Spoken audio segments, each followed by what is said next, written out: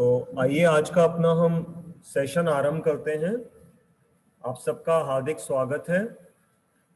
सबसे पहले हम अपने गुरुजनों का स्मरण कर लें। आप में से बस कोई भी एक जना चैट बॉक्स में लिख दीजिएगा कि आपको वॉइस आ रही है, तो सिर्फ यस लिख दीजिएगा, मुझे पता लग जाएगा।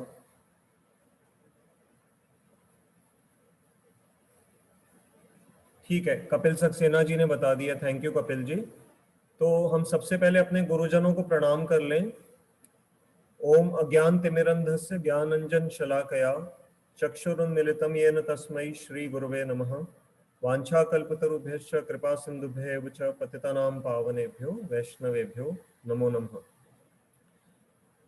तो पिछली बार हमने भगवत गीता का दूसरा अध्याय, जो बहुत ही एक महत्वपूर्ण अध्याय है, उसका हमने 10वें श्लोक तक कर लिया था। तो आप सबको बस थोड़ा सा याद कराने के लिए मैं उसको 10वें श्लोक को एक बार स्क्रीन पे सिर्फ दिखा रहा हूं, तो 1 सेकंड का समय दीजिएगा।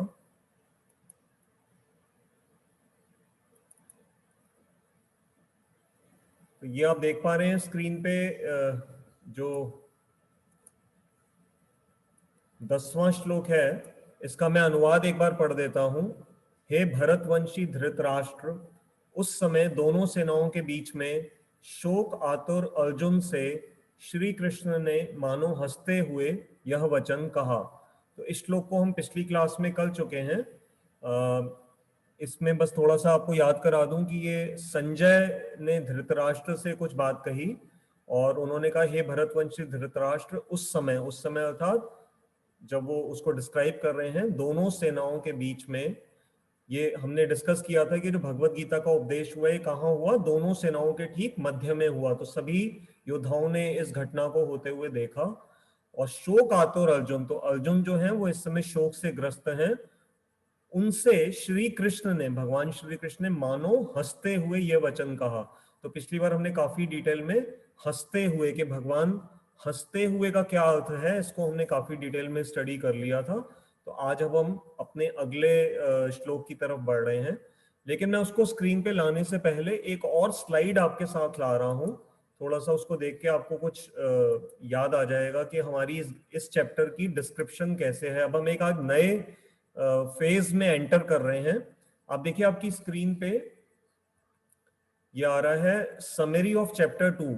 तो समरी को याद करने के लिए बड़ा सिंपल सा एक फॉर्मूला है, लेफ्ट साइड पे आप देख रहे हैं GITA। तो इससे आपको पता लग रहा है G इज फॉर गुरु। तो ये जो श्लोक संख्या 10 तक था, जो हमने पिछली क्लास तक कर लिया था, तो ये गुरु के बारे में था। गुरु अर्थात कि अर्जुन ने भगवान कृष्ण को गुरु के रूप में स्वीकार किया था, इसलिए उसका सब्जेक्ट गुरु से था। दूसरा जो आज से हमारा एक नया फेज इस चैप्टर का स्टार्ट हो रहा है वो है आइडेंटिटी। तो आइडेंटिटी मतलब हम वास्तव में हैं कौन। तो ये हमारे लिए बहुत इंपॉर्टेंट है। ये 11वें से लेके 30th श्लोक तक ये चलेगा। और इसके बाद फिर 31 to 53 एक दूसरा है सेक्शन 2 ड्यूटीज, और फिर 54 से 72 जो स्थित प्रज्ञ के जो लक्षण हैं वो हम बाद में देखेंगे। तो आज का हमारा जो सेक्शन,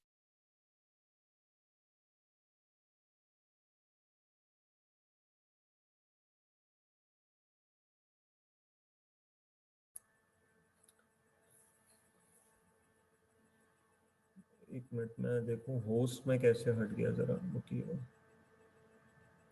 ठीक है, तो आइडेंटिटी से हमने ये समझना है कि वास्तव में है कौन।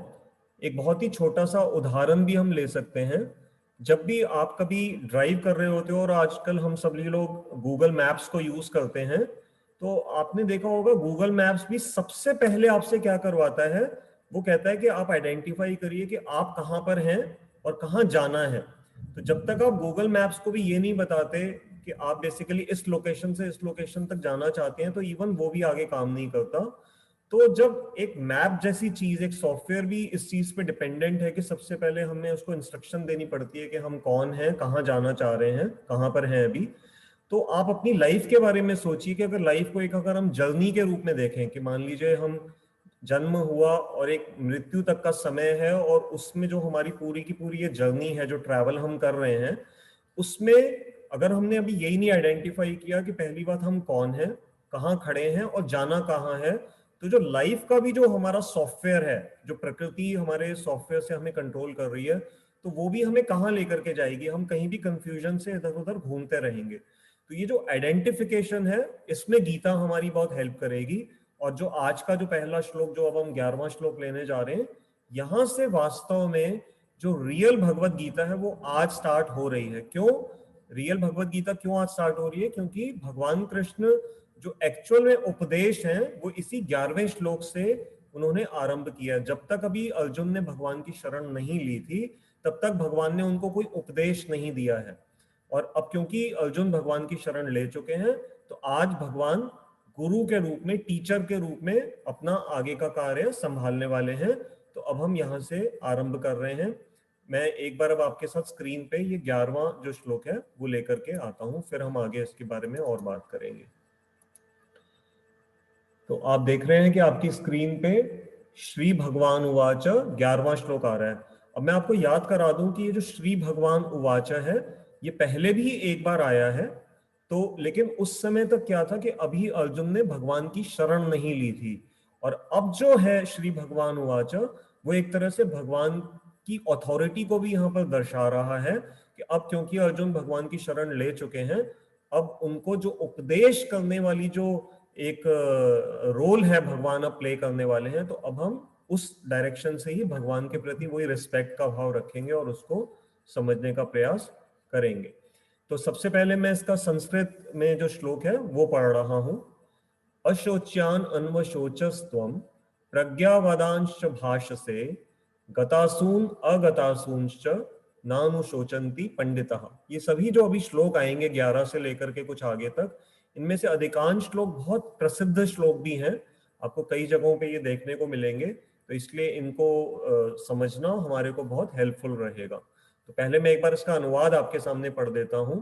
श्री भगवान ने कहा, तुम नहीं सोचने योग्य वस्तुओं ब्रैकेट में व्यक्तियों के लिए शोक कर रहे हो, पुनः पांडित्यपूर्ण वचन भी कह रहे हो, किंतु पंडित गण न तो प्राणहीन और न ही प्राणवानों के लिए शोक करते हैं। तो अब हम इसको धीरे धीरे पहले समझेंगे कि क्या भगवान, हिंदी में पहले थोड़ा समझते हैं और फिर हम संस्कृत के शब्दों को एक एक कर करके ले लेंगे।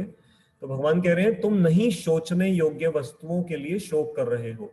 तो इस श्लोक में आप देखेंगे जो शोक शब्द है ये 3 बार आया है। सबसे पहले स्टार्टिंग में अशोच्यान के अंदर आ गया, फिर अशोचस्तम वहां पर भी आ गया, और फिर नानु शोचंती के अंदर भी शोक वर्ड आ गया। तो एक ही श्लोक में 3 बार शोक शब्द आ रहा है।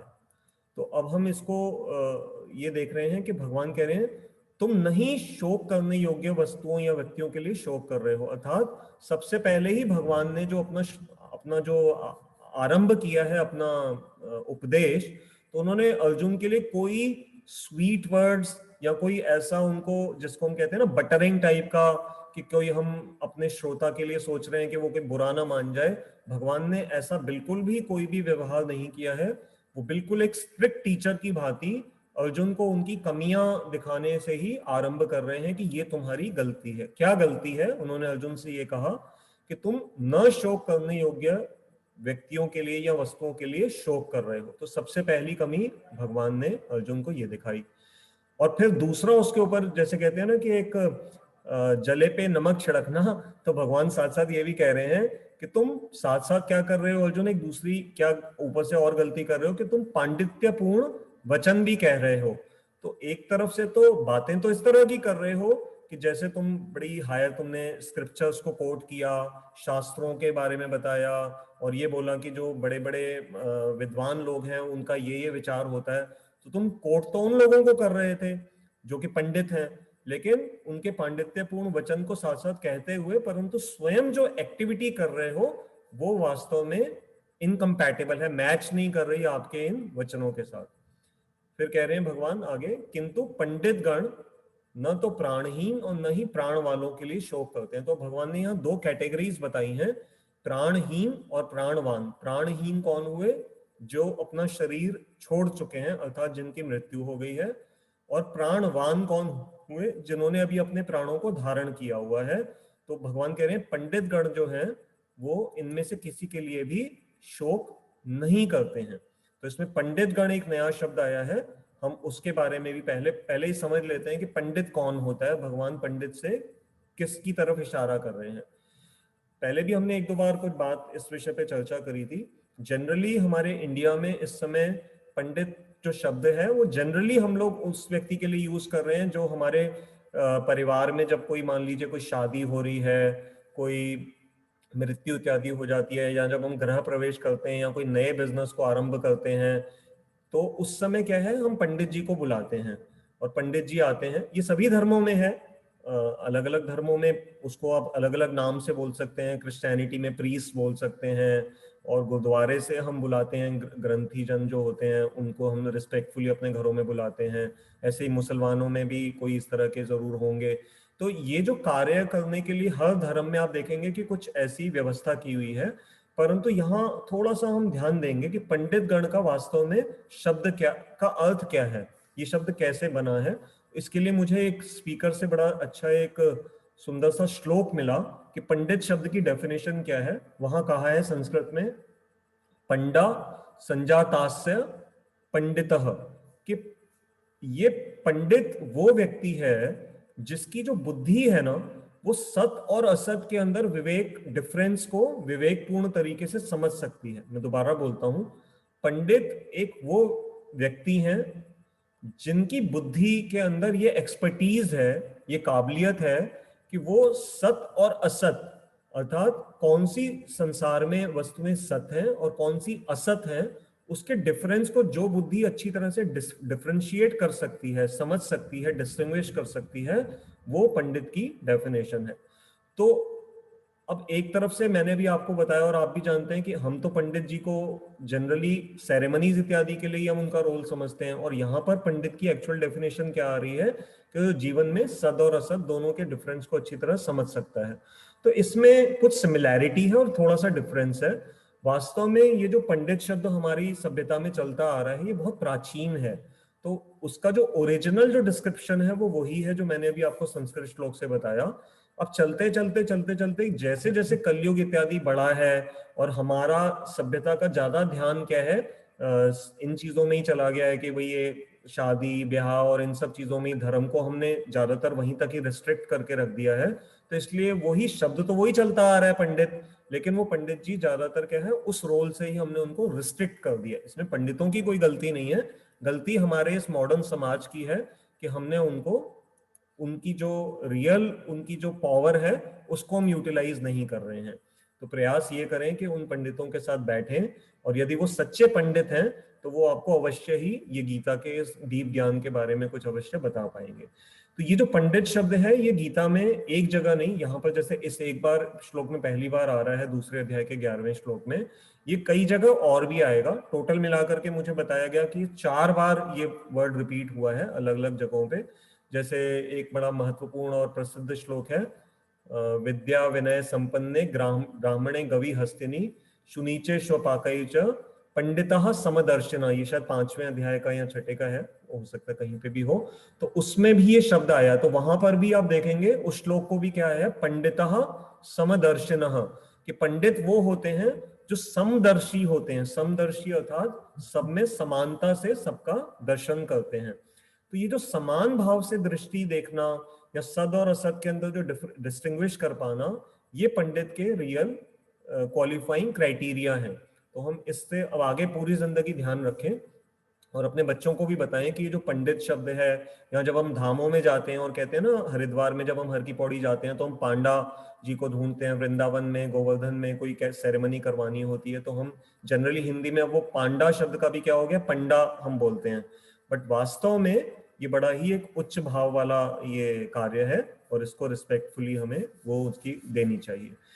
तो अब हम इसके धीरे धीरे आइए संस्कृत के श्लोक को थोड़ा सा और डिटेल में समझने का प्रयास करते हैं। सबसे पहले अशोच्यान, हाँ, तो भगवान कह रहे हैं कि अशोच्यान अवशोचस्तम, कि जो अशोचनीय वस्तुएं हैं उनके लिए तुम अर्जुन शोक कर रहे हो। प्रज्ञावादांश भाषसे, भाषसे अर्थात बोलना, और प्रज्ञावादान, वाद शब्द का अर्थ भी वर्ड से ही होता है। तो भगवान कह रहे हैं अर्जुन तुम कौन सी भाषा बोल रहे हो? प्रज्ञा। प्रज्ञा शब्द का क्या होता है? जो तीक्ष्ण बुद्धि होती है उसको संस्कृत में प्रज्ञा से डिनोट किया जाता है। ज्ञा शब्द का अर्थ है ना ज्ञान को वो बताता है, और प्र लगा देने से अर्थात प्रकृष्ट रूप से जो ज्ञान धारण करती है बुद्धि उसको प्रज्ञा बोलते हैं। और ऐसे भाषा को अर्जुन तुम यहाँ पर बोल रहे हो, लेकिन दुख की बात है तुम उनके लिए दुख कर रहे हो जो कि शोक करने योग्य नहीं है। फिर भगवान ने अगली लाइन में कहा गतासून अगतासून नानु शोचंती पंडिता। अब पंडित तो हमने डिस्कस कर लिया, अब हम समझते हैं गतासून और अगतासून शब्द जो है इनका क्या अर्थ है। तो गत शब्द का अर्थ होता है जो चला गया। हम कहते हैं ना बीता काल को गत गत शब्द से कहा जाता है, और अगत मतलब जो अभी गया नहीं है, जो अभी भी प्रेजेंट है।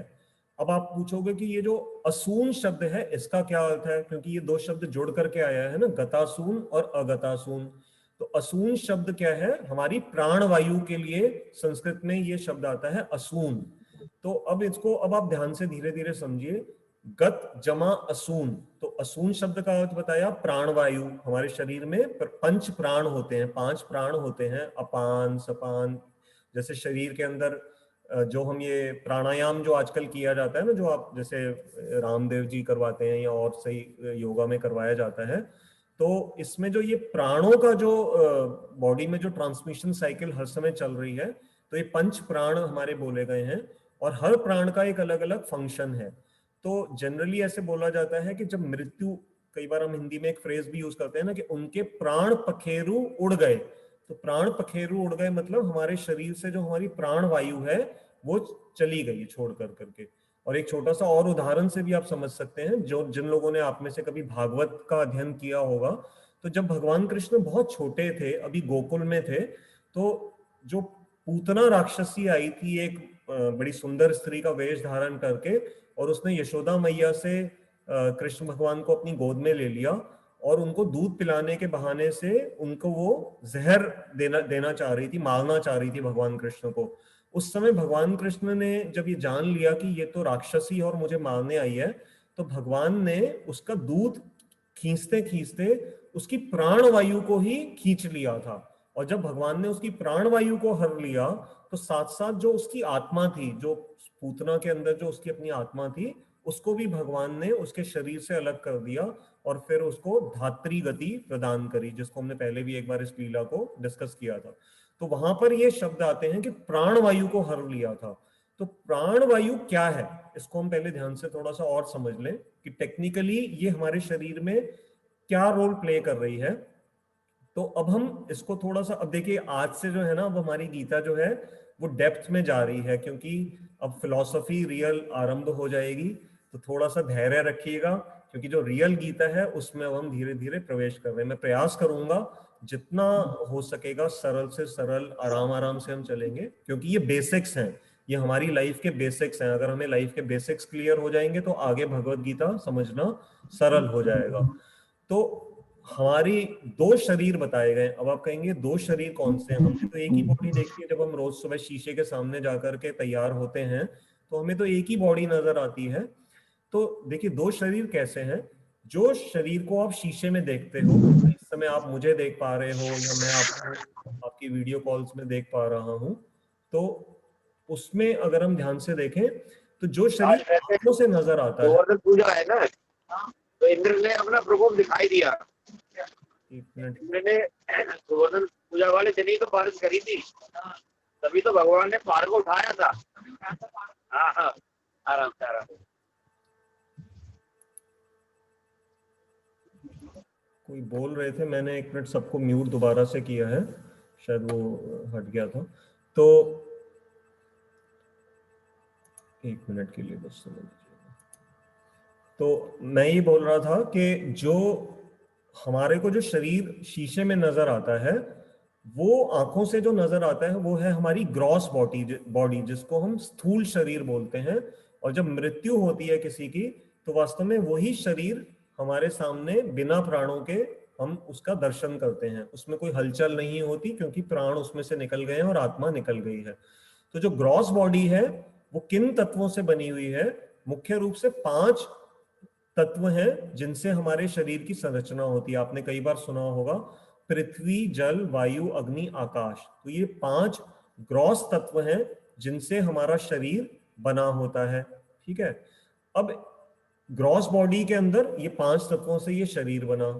अब दूसरा शरीर क्या है जो आंखों से तो नहीं नजर आता लेकिन हमारे अंदर है, और उसके लिए कोई कंफ्यूज होने की जरूरत नहीं, वो मैं जैसे ही बताऊंगा कि वो क्या उसके तत्व हैं आप समझ जाएंगे, क्योंकि हमारे लिए वो कोई ऐसा नहीं है कि वो कोई अननोन चीजें हैं। वो क्या है? मन, बुद्धि, अहंकार और हमारा चित्त। तो ये 4 सूक्ष्म तत्व हैं और 20 तत्व स्थूल माने गए हैं। तो 20 में से 5 मैंने आपको बता दिए, पृथ्वी, जल, वायु, अग्नि, आकाश। 5 उन्हीं स्थूल तत्वों के क्वालिटीज हैं। जैसे आकाश की क्वालिटी क्या है? शब्द। ये जो साउंड वाइब्रेशन ट्रेवल करती है, जैसे मैं अभी बोल रहा हूं, ये आप तक कैसे पहुंच रही है? अभी यंग बच्चे होंगे वो तो यही जवाब देंगे कि ये तो अंकल उससे आ रही है, इंटरनेट से आ रहा है। बट इंटरनेट की जो वेव्स हैं वो कहाँ ट्रेवल कर रही हैं? वो आकाश अर्थात ईथर के अंदर साउंड ट्रेवल करता है। जब हम आपस में एक दूसरे से बात करते हैं तो हमारी जो साउंड की जो वाइब्रेशन है, ध्वनि, वो आकाश के माध्यम से ट्रेवल करती है। दूसरा जो तत्व है वायु, तो वायु का जो क्वालिटी क्या है? स्पर्श। तो जब हवा चलती है तेज तो हवा आपको स्पर्श करती है, तो हवा का जो गुण है वो है स्पर्श। तीसरा है तत्व अग्नि। तो अग्नि के अंदर क्या उसकी क्वालिटी है? वो है रूप। तो जब भी कहीं अग्नि जल रही होती है तो आप देखते हो कि उसके अंदर फॉर्म होती है, रूप होता है। चौथा तत्व क्या है? जल।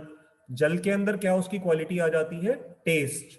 ठीक है ना, जैसे ही जब हम पानी मुंह में लेते हैं या कोई भी लिक्विड आइटम लेते हैं, दूध पिएंगे या उसके अंदर जो, तो आप देखोगे आपको टेस्ट की अनुभूति होती है।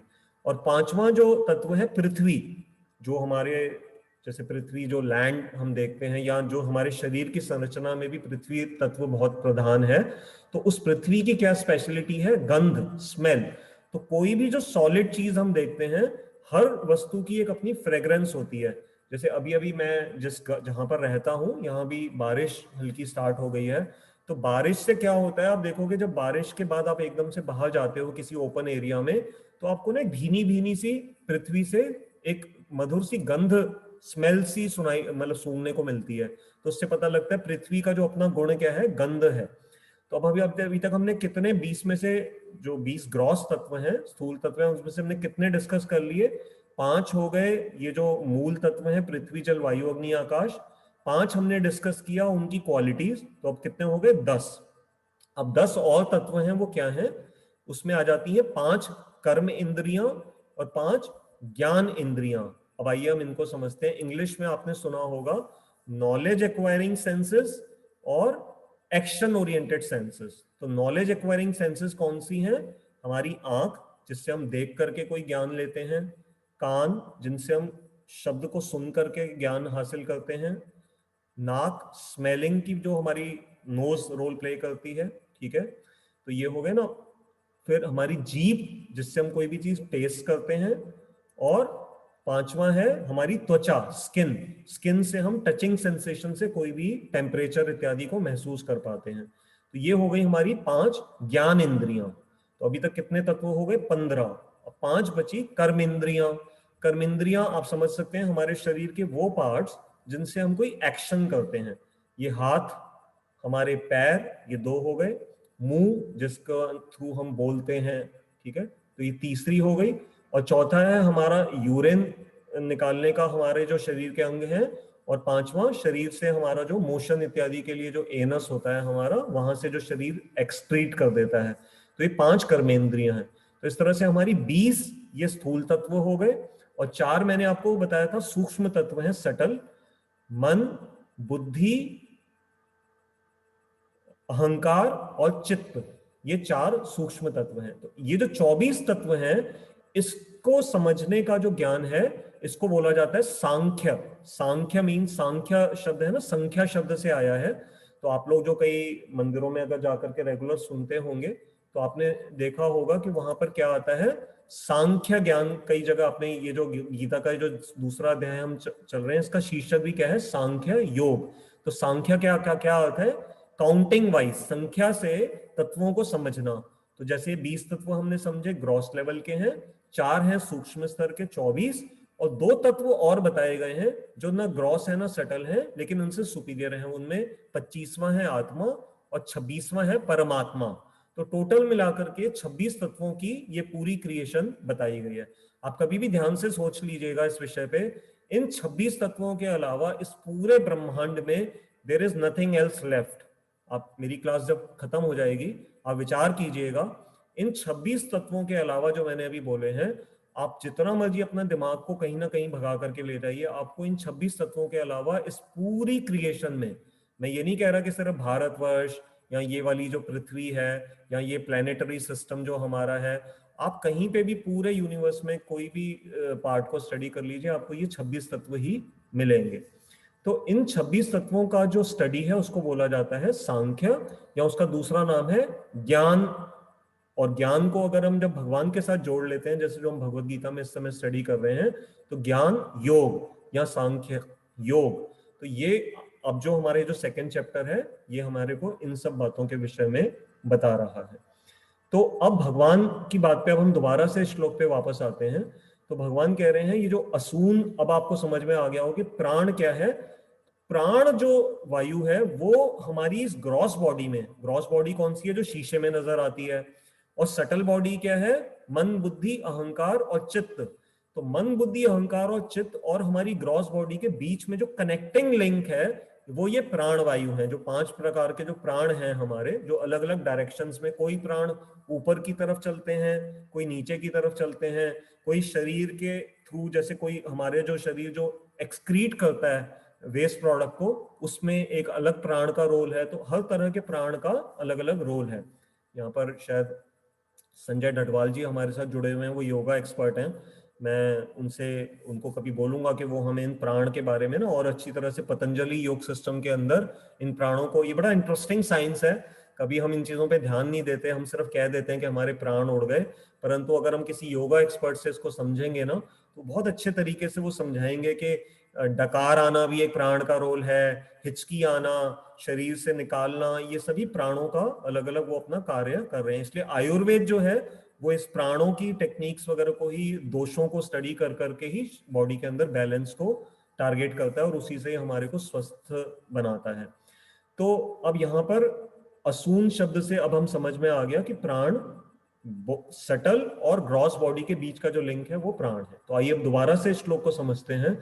भगवान कह रहे हैं अशोच्यान अन्वशोचस्तुम प्रज्ञावादांश भाषसे। तो अर्जुन तुम क्या कर रहे हो, जिनके प्राण चले गए हैं और जिनके प्राण नहीं गए हैं उनके विषय में पंडित लोग तो शोक करते नहीं, लेकिन तुम शोक कर रहे हो।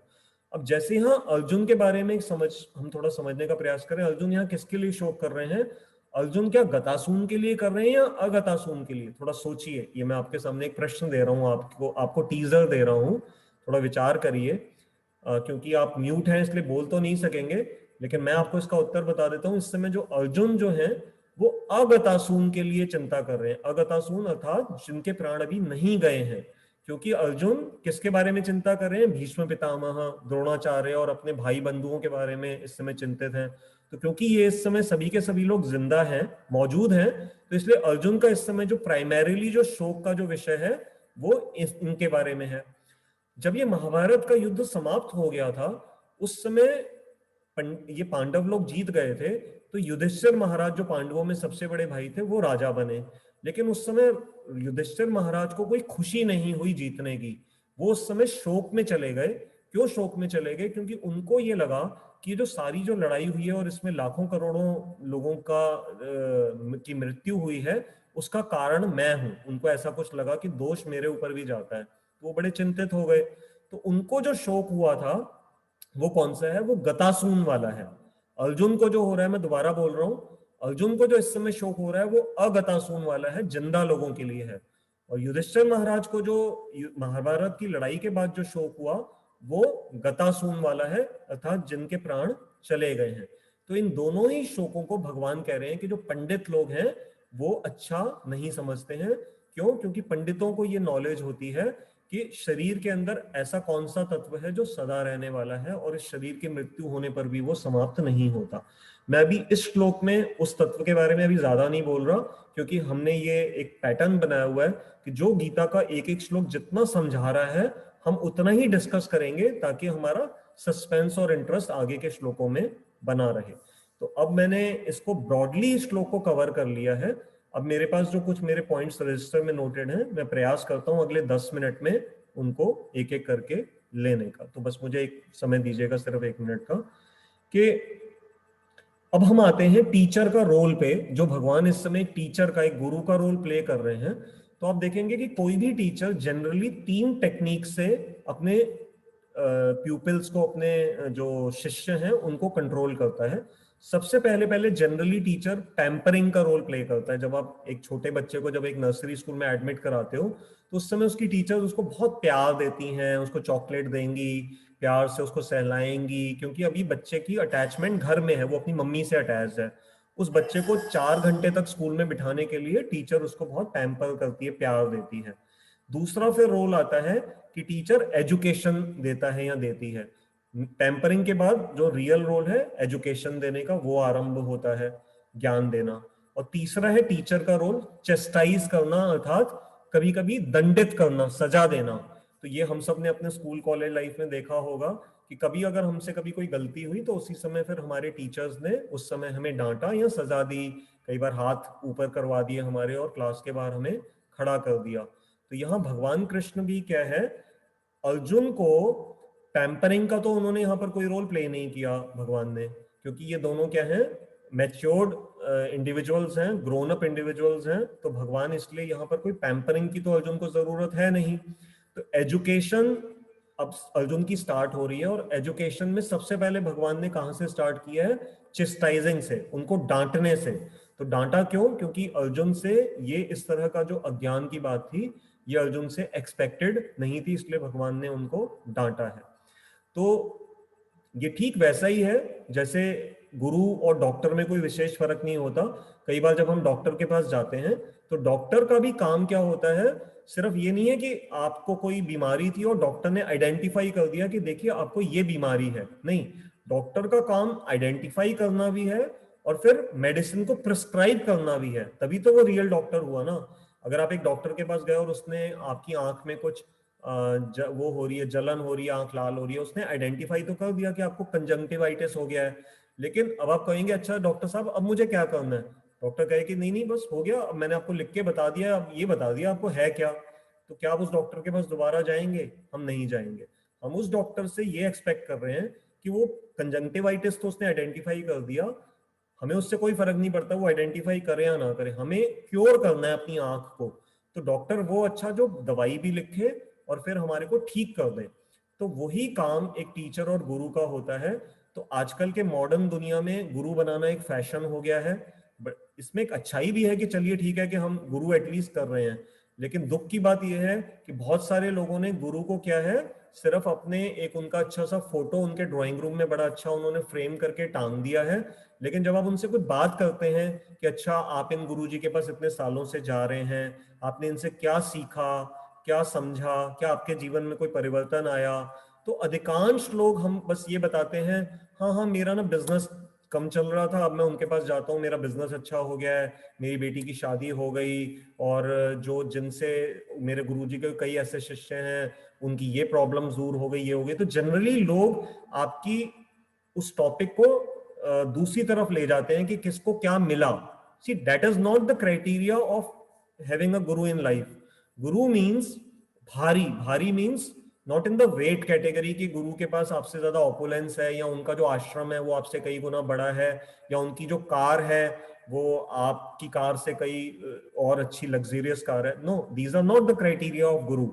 तो गुरु बेसिकली मीन्स ज्ञान में, एक्सपीरियंस में, भगवान की भक्ति में जो आपसे भारी हो, वैराग्य में भारी हो, और जो आपके जीवन को एक गाइडेंस दे सके, जैसे इस समय भगवान कृष्ण अर्जुन को जो गाइडेंस रियलिटी में दे रहे हैं। ये गुरु के रियल टेस्ट हैं। तो डॉक्टर भी वैसा ही ढूंढना चाहिए जो कि प्रॉपर हमें क्योर कर सके, और ऐसे जीवन में गुरु उनको ही धारण करना चाहिए जो हमारे जीवन में मूलभूत परिवर्तन ला सके, और जिनके अंदर इतनी कैपेसिटी हो कि जो हमारी बटरिंग के ऊपर डिपेंडेंट ना हो कि अगर आज हम बहुत अमीर हैं और हमारे गुरुजी हिचक रहे हैं कि मैं अगर इतने अमीर शिष्य को थोड़ा सा डांट लगा दूंगा तो वो तो मेरे को छोड़ करके दूसरे गुरु के पास चला जाएगा। ऐसा बहुत होता है आजकल। तो गुरु को डरना नहीं चाहिए, गुरु को निर्भीक रूप से शिष्य के अंदर जो कमी है वो बतानी चाहिए। जैसे डॉक्टर से आप यही एक्सपेक्ट करते हो, जब तक वो आपको बताएगा ही नहीं कि मैडम आपको इसकी वजह से ये बीमारी हो रही है, तो फिर ऐसे डॉक्टर का क्या फायदा। ऐसे ही उस गुरु का क्या फायदा जो कि सिर्फ आपको बटरिंग तो कर रहा है, आपकी थोड़ी सी हाँ में हाँ मिला देता है, आपके घर की बड़ी तारीफ कर रहा है, हाँ जी आपने बहुत जीवन में अचीव कर लिया। नहीं, ये गुरु का काम नहीं है। तो गुरु मीन्स जो आपको स्पिरिचुअली और इस जन्म मृत्यु के चक्र से जो छुटा दे, वो गुरु है। तो हमें इस हिसाब से यहाँ पर भगवान के भी रोल को ऐसे ही यहाँ पर स्टडी करना चाहिए। अब अर्जुन जो इस समय शोक की जो बात कर रहे हैं, ये ठीक वैसा ही है जैसे जब आप अपने साथ किसी अपने छोटे बच्चे को जब आप सी बीच पे ले जाते हैं और थोड़ी देर खेलने पे बच्चा क्या करता है, आपके बेटे या बिटिया ने बहुत मेहनत करके ना एक छोटा सा सैंड कैसल बनाया, एक मिट्टी का घर बनाया होता है ना, बच्चे बना लेते हैं घर मिट्टी का सी बीच पे। अब आप देख रहे हो दूर से खड़े होके, अचानक क्या हुआ, थोड़ी देर में एक सी वेव आई तेज, और वो जब वहां उस घर के ऊपर से निकली तो वो तो मिट्टी का घर है, वो तो ढह कर करके वो तो बह गया। अब आपका जो बेटा है या बिटिया है वो वहां पर रोना शुरू कर देगी कि पापा मैंने इतनी मेहनत से बनाया था, ये समुद्र तो बहुत गंदा है, इसने मेरा घर डिस्ट्रॉय कर दिया, इसको शर्म भी नहीं आई।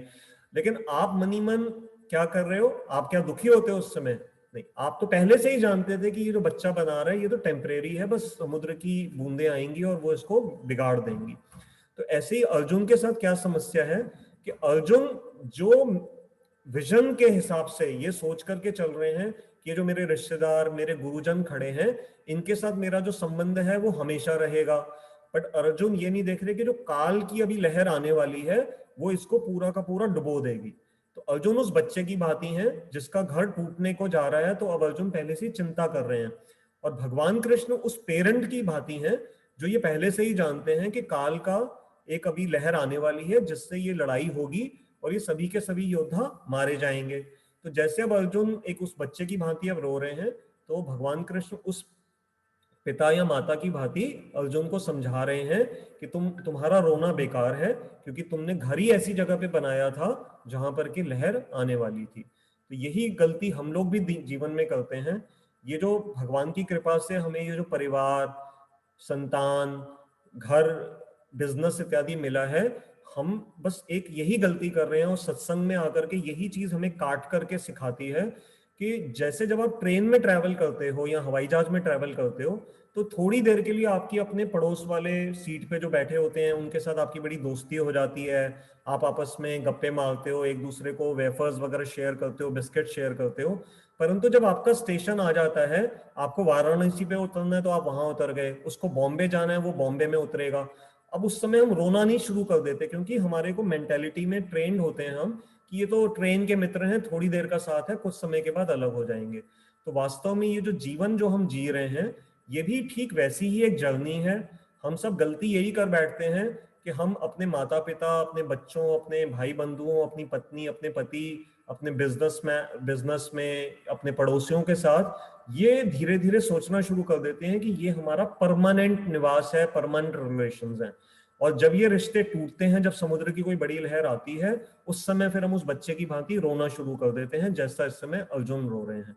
तो हमें आज के श्लोक से यही सीखना है कि ये जो जीवन की जो हमारी जर्नी चल रही है इसको समझना है कि इसका मतलब ये नहीं है कि हम अपनी ड्यूटीज ना पूरी करें। देखिए ध्यान दीजिएगा, जब हम ट्रेन में ट्रैवल कर रहे हैं, प्लेन में ट्रैवल कर रहे हैं, तो ये नहीं है कि हम जब ये जानते हैं कि हमें तो थोड़ी देर के बाद अलग हो जाना है तो अगर अगले को कोई हेल्प की जरूरत है तो हम नहीं करेंगे। मैं ये नहीं कहना चाह रहा।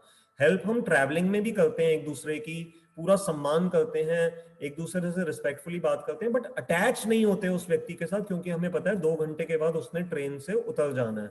वैसे ही इस जीवन में 15, 20, 50 साल के बाद हमने भी इस ट्रैवलिंग जर्नी को छोड़ देना है। तो हमें अपनी ड्यूटीज पूरी करनी है, बच्चों के प्रति, परिवार के प्रति, समाज के प्रति, देश के प्रति, विश्व के प्रति जो ड्यूटीज हैं वो जितना हो सके यथासंभव पूरी करें, परंतु अटैच ना हो। इसीलिए गीता यही सिखाती है कि कर्म तो आप सब करोगे लेकिन अटैचमेंट से नहीं करने हैं। ये गीता इन पहले कुछ अध्यायों में इस चीज को फंडामेंटली हमारे को स्ट्रॉन्ग करेगी। तो इसलिए हम इस विषय को अभी ध्यान में रखें। समय बस हो रहा है, मैं कोशिश करता हूँ एक आध पॉइंट और अटैच कर कोशिश करके कवर अप कर सकूं। अब यहाँ पर भगवान जो है ना, हिपोक्रेसी को बिल्कुल नहीं पसंद करते। तो hypocrisy what does it mean, कि कहना कुछ और करना कुछ। तो भगवान को हम इस तरह से इन बातों में फंसा नहीं सकते। तो इसलिए अर्जुन जो क्या है, अर्जुन की बातों से भगवान को हिपोक्रेसी की स्मेल आ रही है। कैसे? क्योंकि भगवान साफ देख रहे हैं कि अर्जुन उपदेश तो दे रहे हैं, बड़े हाई लेवल के शास्त्रों की बातें बता रहे हैं, लेकिन जो अर्जुन का जो अपना जो एंडेवर है, अपना जो प्रयास है, अपने जो एक्शंस हैं जो अर्जुन यहाँ पर युद्ध के मैदान में करके दिखा रहे हैं, वो क्या है, अटैचमेंट ओरिएंटेड हैं। तो अटैचमेंट और शास्त्र के उपदेश ये दोनों साथ साथ नहीं चल सकते। जब शरणागति होगी ना गुरु के प्रति, तो विरक्ति आएगी आएगी, वैराग्य आएगा ही आएगा। जैसे खाना खाने के साथ ताकत अपने आप शरीर में आती है, टेस्ट भी अपने आप आता है ना, और भूख भी मिट जाती है। जब हम खाना खाते हैं 3 कार्य ऑटोमेटिकली होते हैं। हमारी भूख मिटती है, ओके, हमें टेस्ट आता है, और तीसरा हमारे शरीर को ताकत मिलती है। ऐसा नहीं होता कि आपने एक पराठा खाया तो आपको डेलिबरेटली खुद कुछ करना पड़ता है कि उसके लिए डाइजेस्ट करने के लिए आप कुछ करते हो, टेस्ट के लिए कुछ और करते हो, न्यूट्रिशन के लिए कुछ और करते हो। नहीं, बस जब आपने शरीर में खाना खाया ये तीनों प्रोसेस ऑटोमेटिकली हो जाते हैं। ऐसे ही जब हम इस स्पिरिचुअल पथ पे आगे बढ़ रहे हैं, जब हम गीता के साथ हमारा संबंध हो गया है और भगवान कृष्ण की बातों को अगर हम सुनेंगे, तो हमारे अपने जीवन में भी ये 3 कार्य ऑटोमेटिकली होंगे। क्या होंगे? कि हमें भक्ति में आनंद आएगा, हमें संसार से विरक्ति होगी, और हम स्पिरिचुअली अपने आप को स्ट्रांग महसूस करेंगे, हमारी न्यूट्रिशन भी हमें मिलेगी। तो ये हिपोक्रेसी भगवान को बिल्कुल भी पसंद नहीं है। हमारे को, अगर हम इस भगवत गीता के पथ पे बढ़े हैं, तो सिर्फ सुनने से ही नहीं, ये हमारे जीवन में आप देखोगे थोड़े थोड़े समय के बाद आप इन चीजों को प्रैक्टिकली होता हुआ देखोगे। समय लग सकता है, कोई हम में से जल्दी करना शुरू कर देगा, कोई कुछ समय के बाद करेगा, परंतु अगर हमारा सोर्स स्ट्रांग है, अगर हम सही स्कूल से जुड़े हुए हैं, स्कूल मीन्स सही परंपरा सिस्टम से अगर इस गीता को सुन रहे हैं, तो ये अपना काम करेगी करेगी, क्योंकि ये बिल्कुल अपने आप में एक पोटेंट औषधि है, ये फेल नहीं जाएगी। तो अर्जुन बिल्कुल ठीक है, कुछ पिघले हुए आज सोने की, या जिसको पिघला हुआ जैसे लोहा होता है ना, तो लोहार जो होता है वो जानता है कि कब मुझे उस सोने को किस शेप में कन्वर्ट करना है।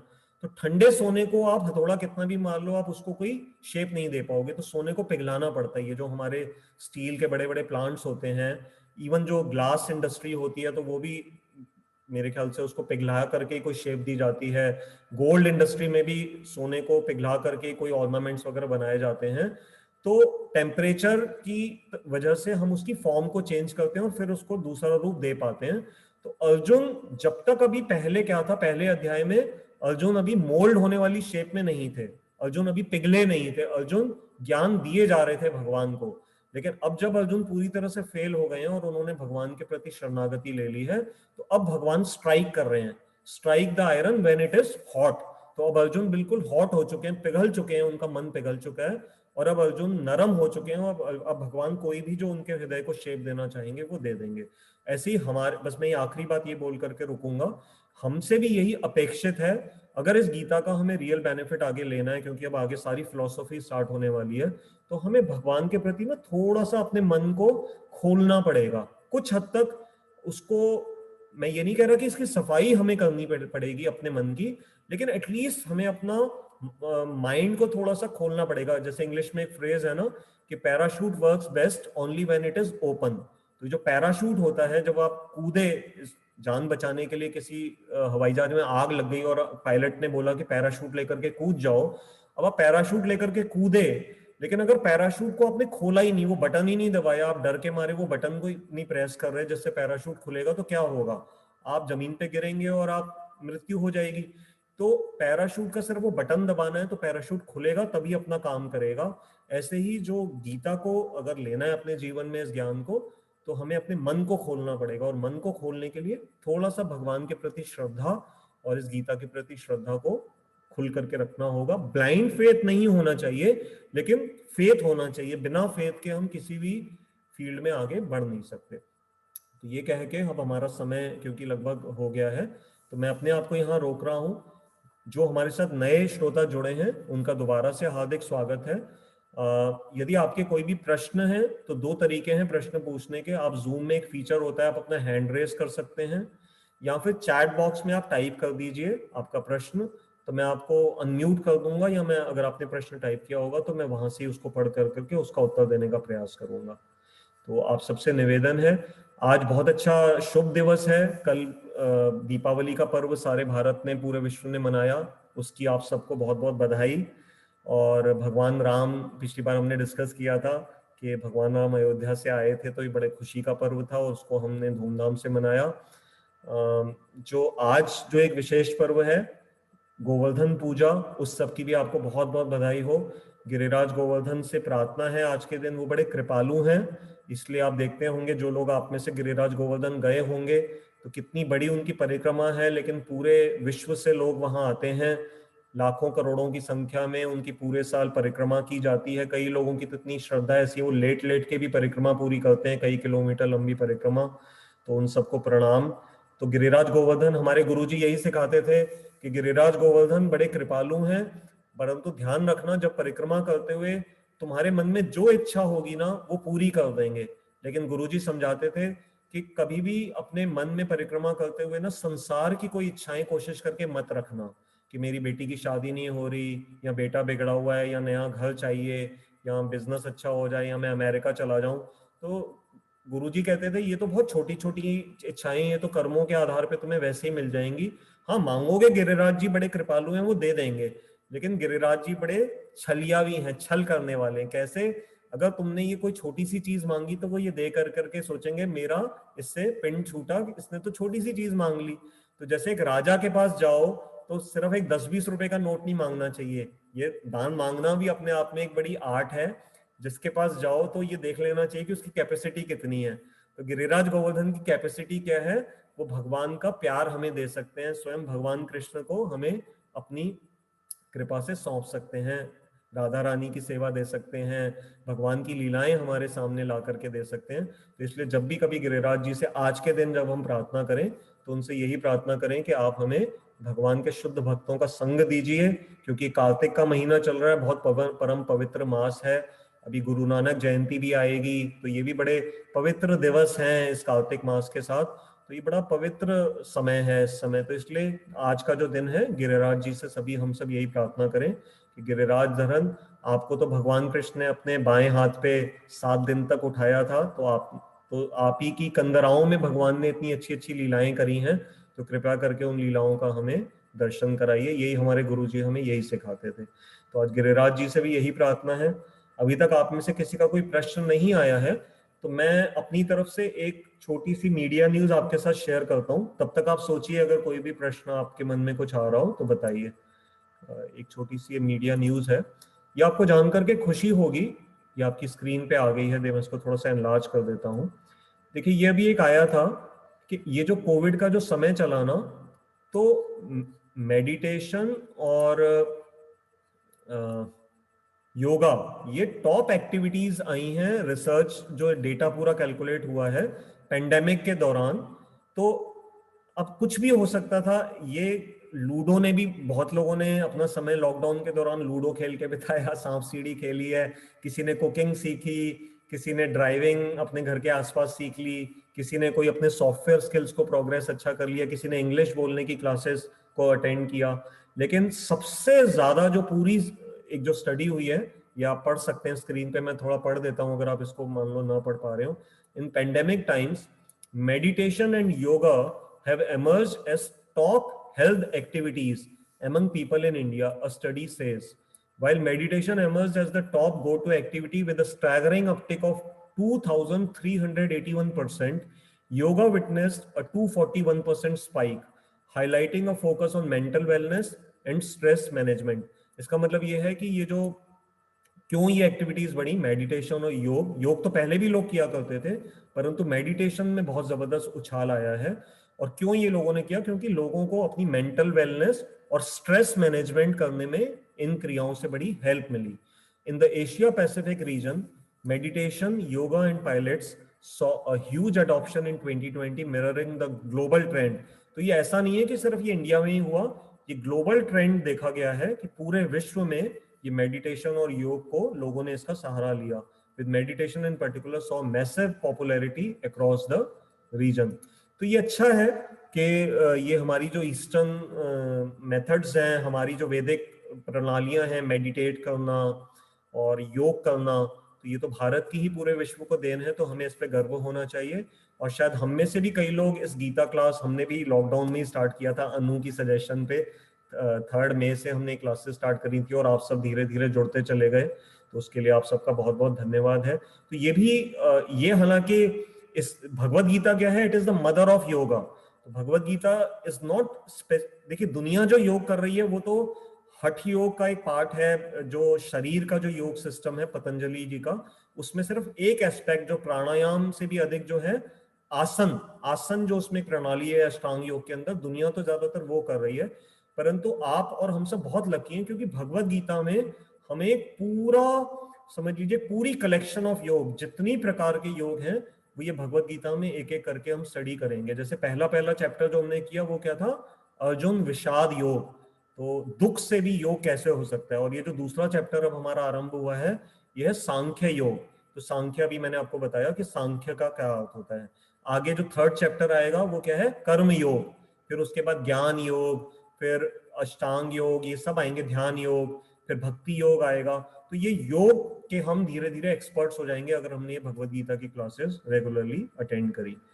तो आप में से अभी तक किसी का कोई प्रश्न नहीं आया है? 1 मिनट, विजय चौधरी जी ने कुछ लिखा है चैट बॉक्स में, आइए उसको पढ़ लेते हैं, क्या कह रहे हैं। श्री विजय चौधरी जी जो हमारे रेगुलर श्रोता हैं वो कह रहे हैं, you mentioned that this part of Gita will give us the software to run the journey of our life. Shri RS, summarizes the journey of life as follows. It is a journey from us being somebody, identification with ourselves as an individual, to being nobody, our insignificance in this cosmos, to being everybody, all is one. हाँ, अच्छा आपने बताया विजय जी कि पहले हमारा जो identification start होती है वो ये होता है कि पहले तो हम अपने आप को जानने का प्रयास करते हैं कि हम somebody हैं, फिर उसके बाद धीरे धीरे समझ में आएगा कि पूरे कॉस्मोस के अंदर हमारी क्या औकात है, हम तो एक तरह से नोबडी हैं। और फिर उस नोबडी के बाद धीरे धीरे हमारा आ जाता है कि टू बीइंग एवरीबडी। बस मैं इसको थोड़ा सा रिफाइन करूंगा। टू बीइंग एवरीबडी में जो अगला श्लोक आएगा ना 12वां, उसको मैं थोड़ा डिटेल में आपको बताऊंगा कि टू बीइंग एवरीबडी, और उस गीता के जो 12वें श्लोक में भगवान ने उसको समझाया है, तो गीता उस बीइंग एवरीबडी में कैसे उसको थोड़ा सा हल्का सा मॉडिफाई करेगी उस भावना को, वो हम अगली बार डिटेल में स्टडी करेंगे। लेकिन अभी मैं उसमें नहीं जा रहा क्योंकि वो अगला श्लोक है, तो it will spoil your interest then. तो ठीक है, बहुत अच्छा आपने हमारे साथ शेयर किया ये विचार। तो अब हमारे पास सिर्फ 3-4 मिनट और हैं, आप में से किसी का कोई प्रश्न नहीं है तो मैं एक आपके साथ और एक बड़ी इंटरेस्टिंग बात मैंने कुछ के साथ शेयर करी थी, let me share that with you. वो अच्छा आपको पढ़ने के बाद अच्छा लगेगा। कि देखिए ये थोड़े से छोटे वर्ड्स हैं, मैं इसको थोड़ा सा बड़ा करता हूँ, स्क्रीन पे देखते हैं अगर आप कितना बड़ा उसको पढ़ पाएंगे या नहीं। मैं आपके लिए पढ़ दूंगा उसको, चिंता मत करिए। तो एक रिसर्च हुई थी यूनिवर्सिटी ऑफ कैलिफोर्निया में, ठीक है। इसमें क्या कहा गया, इन द 90, अब ध्यान से सुनिएगा, ये बड़ी इंपॉर्टेंट बात है, ये साइंस की मैं आपको एक बात बता रहा हूँ और उससे आपको सुन के बड़ा अच्छा लगेगा कि आप जो अपना समय गीता के लिए दे रहे हो तो ये बहुत अच्छा आपको फल देने वाला है। बस 2 मिनट लगेंगे, मैं आपको धीरे धीरे करके पढ़ रहा हूँ। In the 1990s, research at the University of California led to the identification of a God spot in the human brain. मैं इसको धीरे धीरे बताता भी जाऊंगा कि 1990 के दौरान यूनिवर्सिटी ऑफ कैलिफोर्निया में एक रिसर्च हुई जिससे कि ह्यूमन ब्रेन के अंदर इनको पता लगा कि एक स्पॉट है जिसको उन्होंने नाम दिया गॉड स्पॉट। अब गॉड स्पॉट का क्या मतलब है, अगली लाइन में पढ़ते हैं। This area located among neural connections in the temporal lobes of the brain। तो हमारे ब्रेन में लोब्स अलग अलग रीजन्स हैं, ब्रेन के अलग अलग हिस्से हैं जो अलग अलग काम करते हैं, और न्यूरॉन्स के कनेक्शन से ब्रेन, तो इसलिए यहां पर ये कह रहे हैं among neural connections। तो ये जो एरिया था, जो गॉड स्पॉट जिसको नाम दिया गया, इस एरिया का क्या काम था, तो इस स्कैनिंग के अंदर ऐसा देखा गया, it lights up during scans with positron emission topography. तो ये एक तरीका है टोपोग्राफी एमिशन, जैसे एक्सरेज होते हैं, तो ऐसे ब्रेन के लिए ये मेथोडोलॉजीज यूज की जाती हैं। तो ऐसा देखा गया कि जब उस एरिया को, जब भी रिसर्च सब्जेक्ट्स अर्थात जिनके ऊपर वो एक्सपेरिमेंट्स किया जा रखा था, तो whenever these research subjects were exposed to discussion of spiritual topics, अब मैं यहाँ रुक रहा हूँ, मैं दोबारा से धीरे धीरे बोलता हूँ, कि इन साइंटिस्ट लोगों ने क्या किया कि जिन लोगों के ऊपर ये एक्सपेरिमेंट किया जा रहा था उनको जब स्पिरिचुअल टॉपिक्स से सुनाए गए या दिखाए गए, तो उन्होंने साइंटिस्ट ने ऑब्जर्व किया कि ब्रेन के अंदर ये जो हिस्सा एक पर्टिकुलर स्पॉट था, ये एक्टिव हो जाता था उसी समय। तो ये जब एक्टिव हो जाता था कब, जब स्पिरिचुअल टॉपिक्स सुनाए जाते थे, और जब स्पिरिचुअल टॉपिक्स नहीं होते थे तो वो एरिया फिर से फ्यूज हो जाता था, अपनी नॉर्मल स्थिति में आ जाता था। तो इसलिए फिर उन्होंने इसको नाम दिया गॉड स्पॉट। अर्थात अब इसका मतलब क्या निकला स्टडी का, the existence of the God spot indicates that the brain is programmed to ask ultimate questions. Ultimate questions means spiritual questions, अर्थात हम कौन हैं, कहाँ से आए हैं, कहाँ जाना है, ये जो गीता हमें सिखा रही है। तो ये इस स्टडी से पता लगा कि हमारा जो ब्रेन है वो भगवान ने या सृष्टि ने बनाया ही ऐसा है कि इसको स्पिरिचुअल टॉपिक्स या ये जो क्वेश्चंस आएंगे तो ये उससे एक्टिव हो जाता है और उसमें वो इंटरेस्ट लेता है। तो ये इससे हमारे को थोड़ा विश्वास होना चाहिए कि हम जो ये समय बिता रहे हैं गीता के लिए, ये वेस्ट नहीं जा रहा, ये प्रकृति के द्वारा भी निर्धारित नेचुरल काम है जो हम कर रहे हैं। इसके बाद आगे एक छोटी सी स्टडी है, the highly acclaimed handbook of religion and health published by Oxford University Press carefully reviewed no fewer than 2000 published experiments. तो ऑक्सफोर्ड यूनिवर्सिटी प्रेस से एक हैंडबुक, बड़ी मशहूर है ये पूरे वर्ल्ड में, handbook of religion and health, इसने क्या किया, एक रिलेशनशिप को स्टडी किया रिलीजन के अंदर। 2000 से भी ज्यादा उन्होंने स्टडीज करी और प्रैक्टिकली सारे पैरामीटर्स फिजिकल और मेंटल हेल्थ के ऊपर उसको स्टडी किया। अब उसके बाद उनको देखो 3 ये फाइंडिंग्स मिली हैं, ये बड़ी इंटरेस्टिंग है, इसको पढ़ के आपको अच्छा लगेगा। क्या उन्होंने देखा, people who attended a spiritual programme at least once a week, अभी आपको बहुत सुन के खुशी होगी, lived average 7 years longer than those who did not attend at all।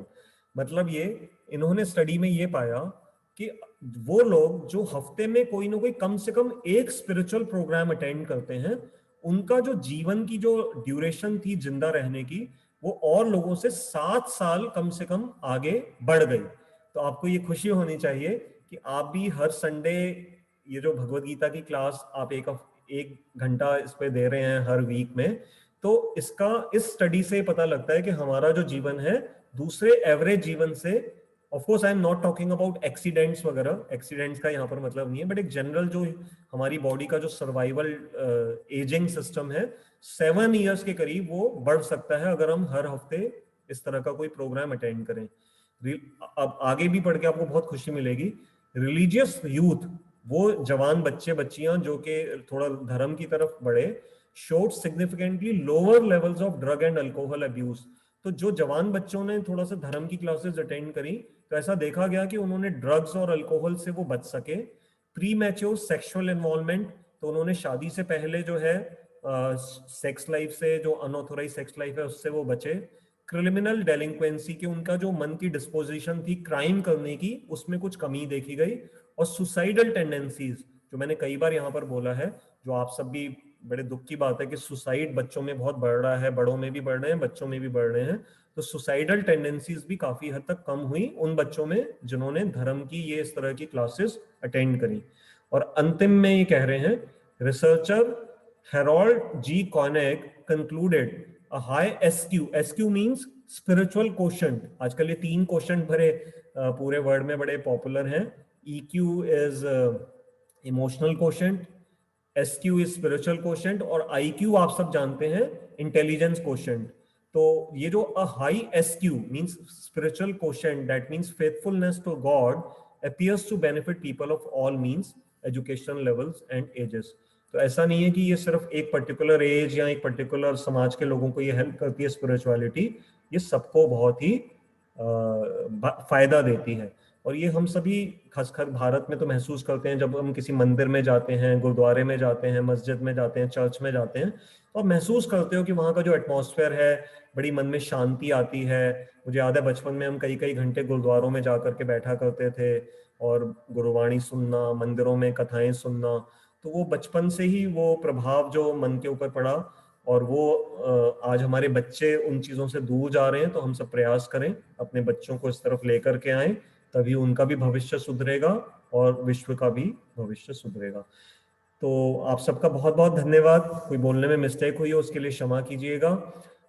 हम अगले संडे फिर मिलेंगे शाम को 5 से 6 बजे जूम पे, और ये फेसबुक पे भी लाइव होती है। जो पुरानी क्लासेस जिनकी मिस हो गई हैं, अगर उनमें से आप में से किसी का भी इंटरेस्ट हो तो एक छोटा सा चैनल है यूट्यूब पे, कमल गीता क्लासेस, उसको आप सब्सक्राइब कर लीजिए। उसमें सारे के सारी आपको, आज हमारी 29वीं क्लास है, 29, तो पिछली जो 28 क्लासेस हैं वो आपको वहां पर मिल जाएंगी। और मेरा नाम कमल है। मैं चैट बॉक्स में अपना मोबाइल नंबर टाइप कर देता हूं ताकि आप लोग जो नहीं जानते, 9810094098, तो वहां से आप ये चैट बॉक्स से नंबर ले लीजिए। तो आइए आज हम सब गिरिराज गोवर्धन को प्रणाम करते हुए और भगवान श्री राम को प्रणाम करते हुए, क्योंकि दीपावली पर उनको ही समर्पित है, अभी हम सब इस हरे कृष्ण महामंत्र का उच्चारण कर लें। हरे कृष्ण कृष्ण कृष्ण हरे हरे, हरे राम राम राम हरे हरे। तो आप सबका बहुत बहुत धन्यवाद। हरे कृष्ण।